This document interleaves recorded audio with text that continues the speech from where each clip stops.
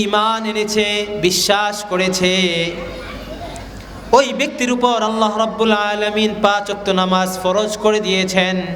আর 5 ওয়াক্ত নামাজ ফরজ করার মাধ্যমে আল্লাহ রাব্বুল আলামিন তাকে জান্নাতি মানুষ হিসাবে গ্রহণ করে নিয়েছেন। বলেন সুবহানাল্লাহ। 5 ওয়াক্ত নামাজ ফরজ করা মানে তাকে আল্লাহ রাব্বুল আলামিন জান্নাতি হওয়ার সুযোগ করে দিয়েছেন। বলেন সুবহানাল্লাহ। জান্নাতি হওয়ার জন্য আল্লাহ রাব্বুল আলামিন 5 ওয়াক্ত নামাজ আমাদেরকে পুরস্কার হিসেবে দিয়েছেন। কারণ আল্লাহ রাব্বুল আলামিন যখন ঈমান নামক দৌলত আমাদেরকে দিয়েছেন, এই ঈমানের পরে আরো বড় দৌলত হলো নামাজ, আরো বড় নিয়ামত হলো কি ভাই? নামাজ। নামাজের মাধ্যমে আল্লাহ রাব্বুল আলামিন আমাদের জন্য অসংখ্য অগণিত পুরস্কারের ব্যবস্থা করেছেন। বলেন সুবহানাল্লাহ। কিন্তু আজ আফসোস, আমরা কালেমা পড়েছি, কালেমা আমরা জবান দ্বারা উচ্চারণ করছি, কালেমা আমরা স্বীকার করছি, কিন্তু আমরা এই কালেমার যে হুকুম, এই কালেমার যে চাহিদা, এই কালেমা আমার উপর যা ওয়াজিব করেছে, আবশ্যক করেছে, সেটাকে আমরা পালন করি না, সেটাকে আমরা পালন করছি না, যথাযথভাবে পালন করছি না। এই জন্যে আল্লাহ রাব্বুল আলামিনের কাছে আমরা প্রকৃত মুমিন হতে পারিনি, প্রকৃত মুমিন হতে পারিনি। আজকে আমাদের উপর মুসিবত, আজকে আমাদের উপর অশান্তি, আজকে আমাদের উপর পেরেশানি, আজকে আমাদের ঘরে শান্তি নাই, আমার ছেলে কথা শুনে না, ভাই আমার কথা শুনে না, পরিবারের মাঝে মুসিবত, মুসিবত একের পর এক মুসিবত আসতেছে। আল্লাহ রাব্বুল আলামিন কোরআনে পাকে জানিয়ে দিয়েছেন, ওয়ামা আসাবাকুম মিন মুসিবাতিন ফাবিমা কাসাবাত আইদিকুম ওয়া ইয়াফু আন কাসীর।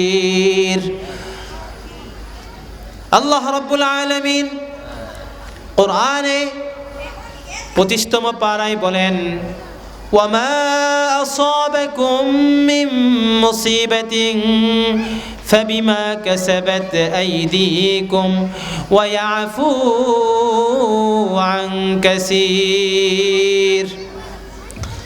আল্লাহ রাব্বুল আলামিন এই আয়াতে বলেন, হে আমার বান্দাগণ, তোমাদের উপর যেই মুসিবত তোমরা দেখতেছ, এই মুসিবত সাধারণ কোনো মুসিবত নয়, অযথা কোনো মুসিবত তোমাদেরকে দেওয়া হয়নি। সেই মুসিবতগুলো তোমাদের নিজেদের হাতের কামাই। কথা বলেন ঠিক কিনা? নিজেদের হাতের কামাই। হয়তো কোনো নাফরমানি তুমি করেছ, আল্লাহ রাব্বুল আলামিনের অবাধ্যতা করেছ, আল্লাহ রাব্বুল আলামিনের হুকুম লঙ্ঘন করেছ, যার কারণে আল্লাহ রাব্বুল আলামিন তোমার উপর নারাজ হয়েছেন, আল্লাহ রাব্বুল আলামিন তোমার উপর অসন্তুষ্ট হয়েছেন, অসন্তুষ্ট হয়ে তোমাকে পেরেশানিতে লিপ্ত করে দিয়েছেন। কথা বলেন ঠিক কিনা? তোমাকে মুসিবতে গ্রেফতার করে দিয়েছেন, তোমাকে বিভিন্ন আযাবে গ্রেফতার করে দিয়েছেন। এজন্য মুআজ্জাজ মুহতারাম হাজিরিন,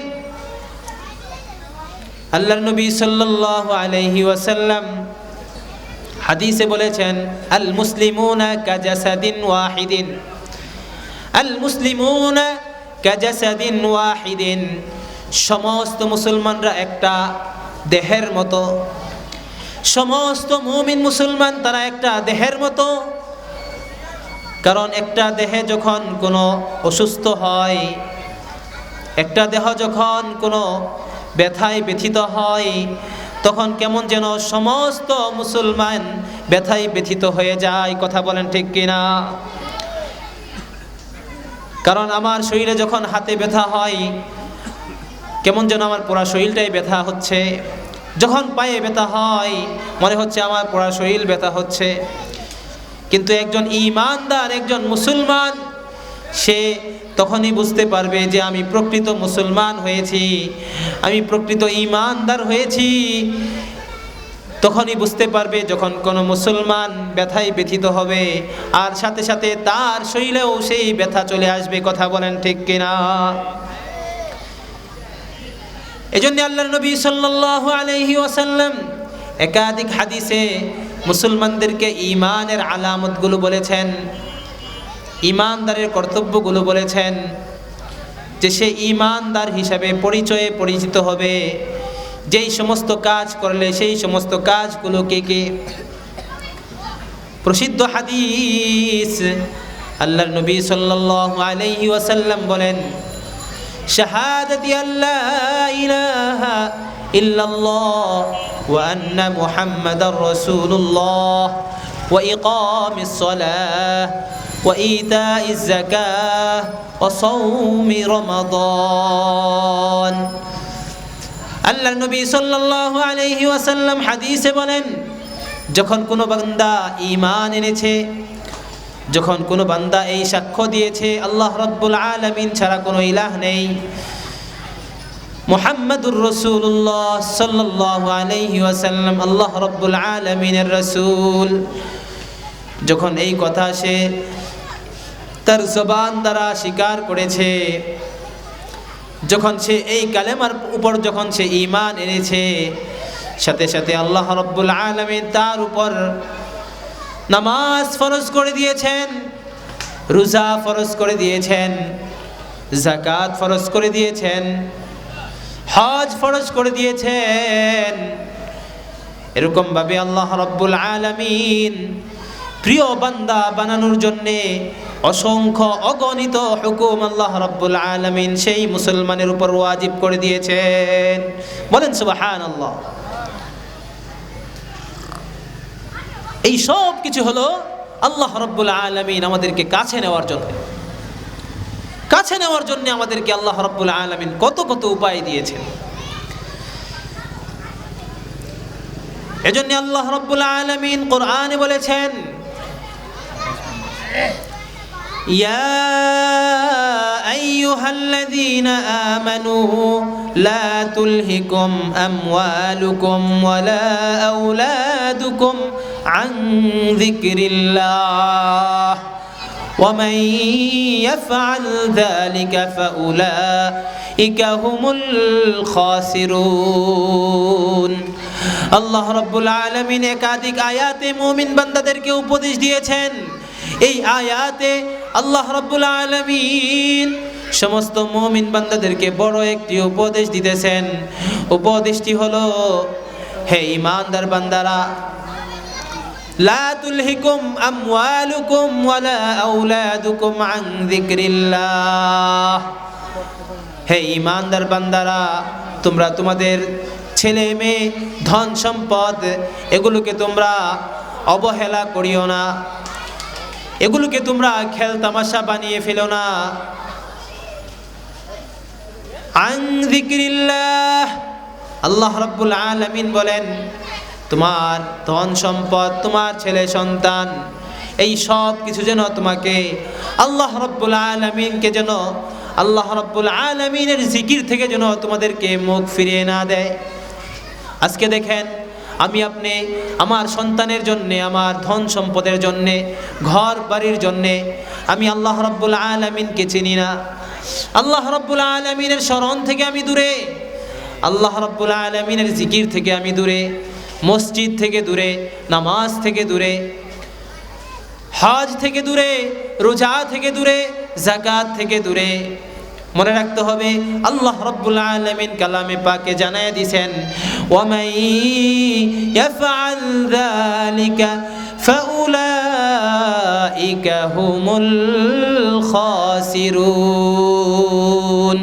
আল্লাহ রাব্বুল আলামিন বলেন, যদি কোনো মুমিন মুসলমানকে তার সম্পদ, তার সন্তানাদি, তার ঘর বাড়ি, তার দল সব কিছু যদি তাকে আল্লাহ রাব্বুল আলামিনের জিকির থেকে ফিরিয়ে রাখে, আল্লাহ রাব্বুল আলামিনের জিকির থেকে দূরে রাখে, তাহলে তার দুনিয়া এবং আখিরাত সব কিছু বরবাদ হয়ে যাবে। বলেন নাউযুবিল্লাহ।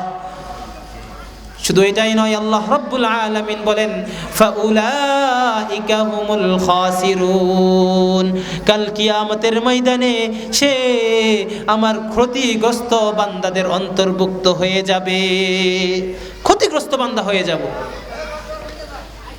এজন্যে মনে রাখতে হবে, সব কিছুর ঊর্ধ্বে আমার ঈমান, সব কিছুর ঊর্ধ্বে আমার ইসলাম, সব কিছুর ঊর্ধ্বে আমার দ্বীন। আজকে দ্বীন ইসলাম সব কিছু আমার পিছনে, আজকে আমার রাজনীতির দল আমার আগে, আজকে আমার নেতা আমার আগে। এটা প্রকৃত মুমিন মুসলমানের আলামত কখনো হইতে পারে না। কথা বলেন ঠিক কিনা? প্রকৃত মুসলমান হতে হলে আমার দ্বীনকে আমার প্রাধান্য দিতে হবে, আমার ইসলামকে প্রাধান্য দিতে হবে।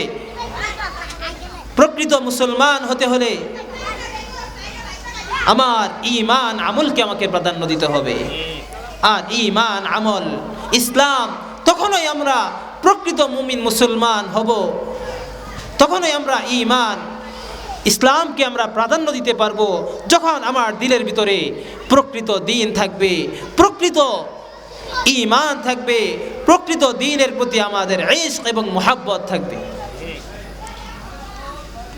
এজন্য মুআজ্জাজ মুহতারাম হাজিরিন, আল্লাহ রাব্বুল আলামিন আমাদের প্রত্যেককে প্রকৃত মুমিন মুসলমান হয়ে আল্লাহ রাব্বুল আলামিনের প্রকৃত মুমিন মুসলমান হিসেবে আল্লাহ রাব্বুল আলামিনের খাস বান্দা হওয়ার তৌফিক দান করুন। সকলে বলি আমিন। দেখেন।